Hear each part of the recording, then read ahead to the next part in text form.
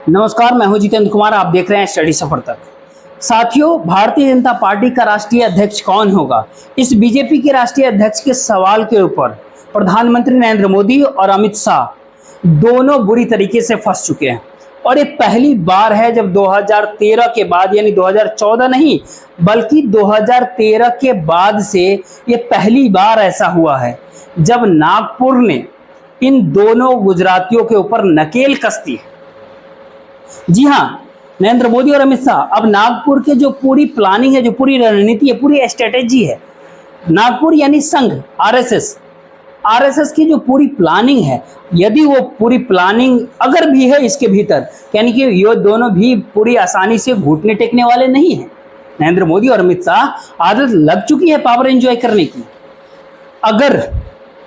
अगर आरएसएस अपने पूरे प्लान में, पूरे स्ट्रेटेजी में कामयाब हो गया तो फिर नरेंद्र मोदी और अमित शाह, इन दोनों नेताओं के पास से जो असली ताकत इनके पास जो है वो दोनों के पास से निकल जाएगी।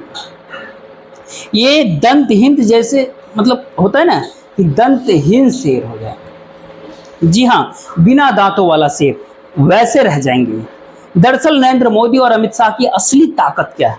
जी हाँ, केवल सरकार नहीं है, सत्ता सरकार तो 2002 जब से गुजरात गए नरेंद्र मोदी, तब से वो एंजॉय कर रहे हैं, तब से वो सत्ता का स्वाद चख रहे हैं। लेकिन असली मोदी, सर्वशक्तिमान मोदी कब बन गए? सर्वशक्तिमान मोदी उनके बनने की प्रक्रिया 2013 से शुरू होती है, जब पीएम चेहरे के रूप में नरेंद्र मोदी को बीजेपी एक्सेप्ट करती है, भारतीय जनता पार्टी एक्सेप्ट करती है। 2014 में वो सर्वशक्तिमान बनने की प्रक्रिया पूरी हो जाती है। सर्वशक्तिमान नरेंद्र मोदी का अवतरण हो जाता है भारत के अंदर, जिसके पास सत्ता भी होती है और संगठन भी होता है। आखिर संगठन किसी भी राजनीतिक व्यक्ति की एक ताकत के भीतर सबसे महत्वपूर्ण भूमिका जो होती है, लोग सत्ता देखते हैं बिल्कुल फ्रंट पे क्योंकि वो नजर आता है, लेकिन उसकी असली ताकत उसके संगठन के भीतर होती है, जो सत्ता दिलवाती है, जो संगठन सत्ता दिलवाती है। सत्ता चांदी की थाली में परोस कर नहीं आती है, सत्ता लाखों कार्यकर्ताओं को जीतोड़ मेहनत करने पर, उनके खून और पसीने बहाने पर आती है। असली ताकत संगठन के भीतर होती है, और वो संगठन यदि हाथ से निकला, संगठन कई तरीके से होता है। संगठन सत्ता भी दिलवाता है, संगठन खेल भी करवाता है, संगठन रबर स्टाम्प भी बनवाता है, संगठन जनाधार वाले नेताओं को पैदल करने का रास्ता भी आपको निकाल करके देता है। ये संगठन का ही रास्ता था, जिस रास्ते से सफर तय करके अपने समानांतर कद के जितने भी बड़े नेता थे, नरेंद्र मोदी ने सबको निपटा दिया। वो संगठन के रास्ते से ही, चाहे वो वसुंधरा राजे को निपटाया हो, चाहे शिवराज सिंह चौहान को निपटाया हो, चाहे रमन सिंह को निपटाया हो, चाहे येदियुरप्पा को निपटाया हो, चाहे सुशील मोदी को निपटाया हो, खैर अब तो वो दिवंगत हो गए, चाहे एकनाथ खड़से को निपटाया हो, तमाम सारे राज्यों के भीतर ये रास्ता संगठन के जरिए तय किया गया था। आखिर संगठन हाथ से निकला तो फिर सत्ता से कभी भी नरेंद्र मोदी को उठा करके, कहते हैं ना कि जैसे कुर्सी से उठा करके बाहर बैठा देते हैं। जिस दिन संगठन हाथ से फिसला, जिस दिन पार्टी हाथ से निकल गई नरेंद्र मोदी की, उस दिन नरेंद्र मोदी की सत्ता कितने दिन तक रहेगी ये कोई भी तय नहीं कर सकता। उन चंद्रबाबू नायडू और नीतीश कुमार भी गारंटी नहीं दे सकते हैं कि कितने दिन ये चलेगी, क्योंकि चंद्रबाबू नायडू की 16 और नीतीश कुमार के 12, इन 28 सांसदों से केवल सरकार नहीं बनी है, इसमें 240 बीजेपी के सांसद है, यानी भारतीय जनता पार्टी के सांसद है, और संगठन यानी एनडीए, यानी नरेंद्र मोदी और अमित शाह के हाथ से निकला तो समझ लीजिए कि आप 238 सांसद नरेंद्र मोदी के सामने घुटने पर रहने के लिए मजबूर नहीं रह जाएंगे। वो घुटनों पर रहने के लिए या रेंगने के लिए मजबूर नहीं रहेंगे कि सामने सर झुका करके सामने खड़े रहेंगे कि सर, इसके लिए वो मजबूर नहीं होंगे। ये होती है संगठन की ताकत। इसी संगठन के लिए सारा मारामारी का खेल होता है। 13 साल तक खुली छूट, पहली बार, जी हाँ, पहली बार अमित शाह को ले आए। खुद प्रधानमंत्री और अमित शाह, यानी जुगलबंदी का दूसरा पार्ट कह सकते हैं, उनको राष्ट्रीय अध्यक्ष बनाया गया। और उसके बाद जेपी नड्डा को लेकर के आए। जेपी नड्डा, उनका कार्यकाल जनवरी के भीतर खत्म होना था, लेकिन जेपी नड्डा कंटिन्यू करते जा रहे थे। उसके बाद के लोकसभा चुनाव 2024 वो करवा लीजिए। इतने असफलताओं, इतने विफलताओं के बाद जेपी नड्डा का रिप्लेसमेंट क्यों नहीं? सवाल गंभीर है। कुछ मीडिया पत्रकारों के रिपोर्ट से एक खबर आती है कि खबर आई भी कि 1 अगस्त तक, यानी अगले सप्ताह 10 दिन के भीतर ही, अगले कुछ ही दिनों के भीतर भारतीय जनता पार्टी के एक कार्यकारी अध्यक्ष बन सकता है, कोई मिल सकता है। यानी भारतीय जनता पार्टी के कार्यकारी अध्यक्ष कोई मिल सकता है, यानी अभी ये कहे कि राष्ट्रीय अध्यक्ष के ऊपर कोई किसी नाम के ऊपर सहमति नहीं बनी है। यानी ये सहमति क्यों नहीं अब तक बना है? अमित शाह को अध्यक्ष बनाते समय क्या इतनी अड़चनें पैदा हुई थी? अमित शाह को होम मिनिस्टर बनाते समय नड्डा को जो कमान दी गई थी तो क्या इतनी अड़चनें थी? क्यों इतनी अड़चन है? क्यों इतनी भ्रम और दुविधा की स्थिति है 2024 के लोकसभा चुनाव के बाद? क्योंकि नागपुर तैयार नहीं है। नागपुर अब फ्री हैंड देने की तैयार नहीं है कि अमित शाह और नरेंद्र मोदी किसी भी रबर स्टाम्प को बैठा दे बीजेपी की राष्ट्रीय अध्यक्ष की कुर्सी पर, और इन दोनों नेताओं के हाथ में, अमित शाह के हाथ में, नरेंद्र मोदी के हाथ में पूरे बीजेपी, पूरे भारतीय जनता पार्टी, पूरे भाजपा कैद हो जाए इन दोनों के शिकंजे में। इसी परिस्थिति से अब नागपुर यानी संघ बचना चाहता है, यानी बचना ही नहीं चाहता है, केवल संघ ने ये बात को तय कर लिया है कि नरेंद्र मोदी और अमित शाह के हाथों में हम भारतीय जनता पार्टी को गिरवी नहीं रख सकते, उनके रहमो करम पे ऊपर नहीं छोड़ सकते।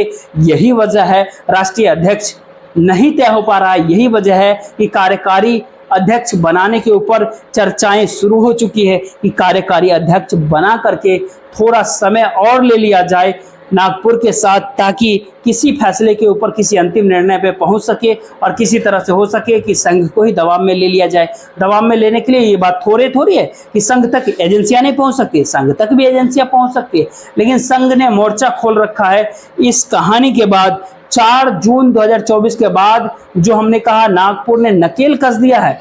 आपको एक बयान आप सुन चुके होंगे, लेकिन एक सीक्वेंस में अगर सुनेंगे तो और काफी बेहतर मजा आएगा। एक सीक्वेंस में आप सुनिएगा कि 4 जून 2024 के लोकसभा के नतीजों के बाद आपको एक कोट पढ़ के दिखाते कि मोहन भागवत ने 5 अपने स्टेटमेंट दिए हैं। उसके बाद ऑर्गेनाइजर के बारे में आपको बताएंगे, रतन शारदा की चर्चा करेंगे आपके साथ, और विवेक की बात करेंगे। विवेक भी साप्ताहिक संघ का मौतपीस कहीं ना कहीं मुख्य है। सबसे पहले आज हम आपके साथ बात करते हैं हाल ही का जो सबसे लेटेस्ट स्टेटमेंट है कि मनुष्य पहले सुपरमैन, फिर देवता, फिर भगवान, फिर विश्व गुरु बनना चाहता है। ये मोहन भागवत कहना है, लेकिन ये नहीं पता होता उन्हें कि आगे क्या होगा। यह बयान सीधा नरेंद्र मोदी से जोड़ दिया गया, वो नरेंद्र मोदी जो खुद को अविनाशी बता चुके थे। हम आपको छोटे छोटे बयान जल्दी करके बताते हैं। उसके पहले 4 जून 2024 के बाद मोहन भागवत ने एक स्टेटमेंट दिया था कि एक सच्चे सेवक में कभी अहंकार नहीं हो सकता, वो गरिमा बनाए रखते हुए उस लोगों का सेवा करता है, और प्रचार के दौरान यानी वो सदाचार प्रचार बरकरार नहीं रखा गया। इस चुनाव में कौन किसके भीतर अहंकार है, किसके तरफ इशारा था? राहुल गांधी की तरफ तो रहा नहीं होगा, तेजस्वी अखिलेश की तरफ तो रहा नहीं होगा, उद्धव ममता शरद पवार की तरफ तो रहा नहीं होगा। किसके तरफ इशारा था? किस सेवक के भीतर अहंकार नहीं हो सकता?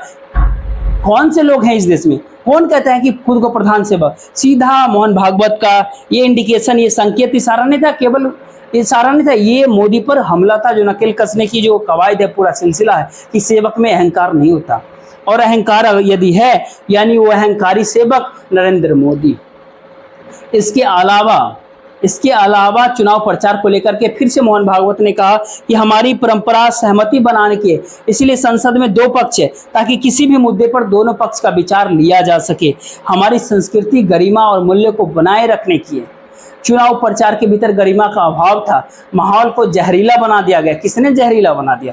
कौन कहा भैंस खोल ली जाएगी? कौन कहा आपका मंगलसूत्र छीन लिया जाएगा? कौन कहा कि आपके भूसे में से जो है संपत्ति निकाल लिया जाएगा? किसने ये बात बोला था? चुनाव के दौरान किसने कहा था घुसपैठी? कौन नफरती बात की? मोहन भागवत ने इशारा किया, ये इशारा नहीं, ये अटैक था। ये चुनाव प्रचार में माहौल को जहरीला बना दिया गया। तकनीक को इस्तेमाल झूठे प्रचार और झूठी कहानियां फैलाने के लिए किया गया। क्या ये हमारी भारतीय संस्कृति है? और इतना ही भर नहीं, फिर मोहन भागवत ने आगे कहा कि चुनाव एक प्रतियोगिता है, युद्ध नहीं।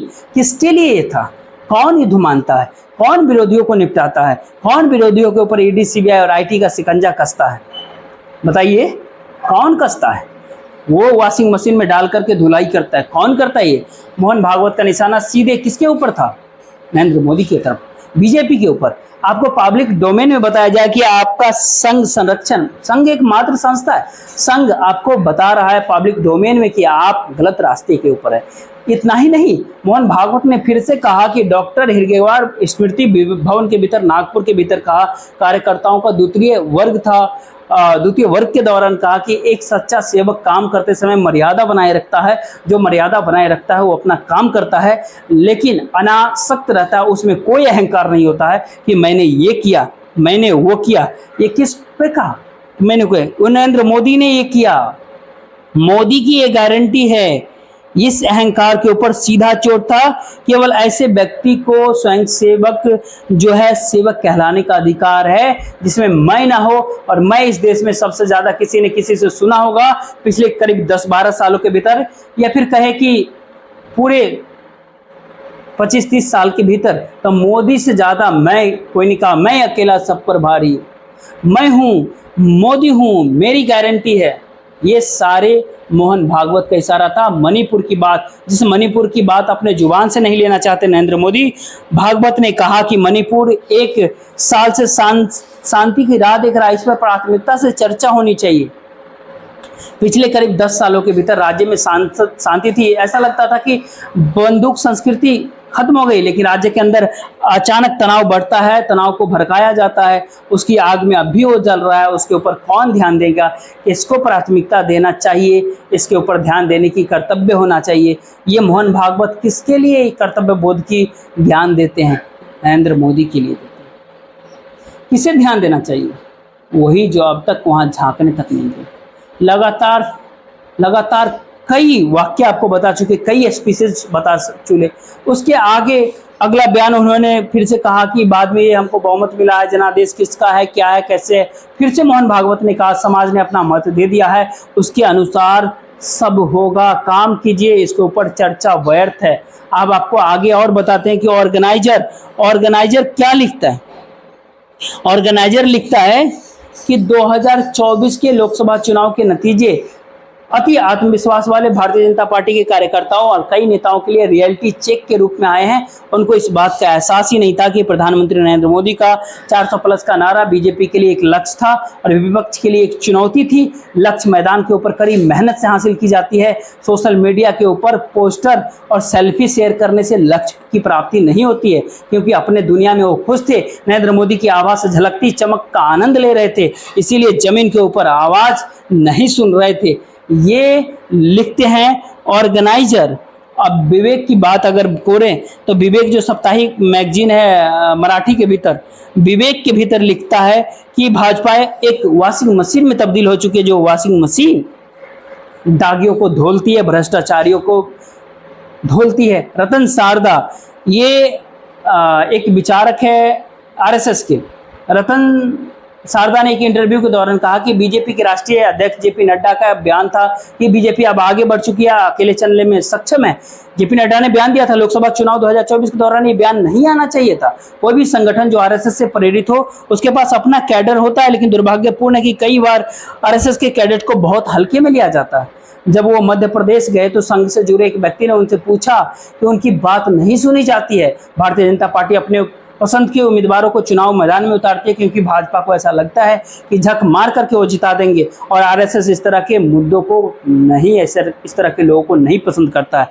ये सारे बयान मोहन भागवत के ऑर्गेनाइजर का, ऑर्गेनाइजर में लिखा गया जो लेख था, विवेक में लिखा गया जो लेख, संघ विचारक रतन सारदा का जो एक इंटरव्यू का जो छोटा सा हिस्सा, ये सारे के सारे जो है नकेल कसने की पूरी प्रक्रिया का एक पार्ट होता है। और करीब करीब ये कहे कि जो राष्ट्रीय अध्यक्ष पद के ऊपर भारतीय जनता पार्टी यानी बीजेपी के राष्ट्रीय अध्यक्ष पद पर नरेंद्र मोदी या फिर अमित शाह अपनी पसंद का मोहरा, चेहरा या रबर स्टाम्प, ठीक है, नहीं बिठा अगर पा रहे हैं, ये इस बात का पक्का सबूत है कि नागपुर ने भरपूर नकेल कस दी है और किसी भी कीमत के ऊपर जो असली ताकत है, जिस ताकत की हमने आपसे बात किया, वो असली ताकत नरेंद्र मोदी और अमित शाह से छीन लेने के लिए बिल्कुल तत्पर है नागपुर। फिलहाल इस वीडियो के भीतर इतना ही। आप इस वीडियो को ज़्यादा से ज़्यादा लोगों तक शेयर कीजिए, वीडियो को लाइक कीजिए, चैनल को सब्सक्राइब कीजिए। जय हिंद।